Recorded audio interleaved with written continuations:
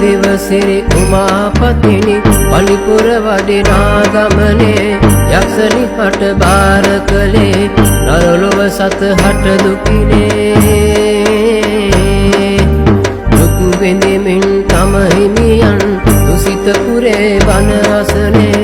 බක්මසවන් සියලු රෝග දුරලන් පත්තිනි සඳිනේ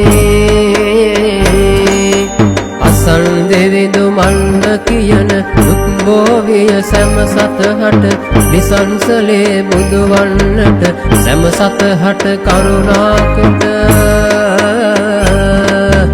අසන් කැලුම් පැතිර එවිට මත බුදුවන අනුහසයට වෙසක් මහේ වන්නුවදුරු දුරලන් පත්තිනි බලට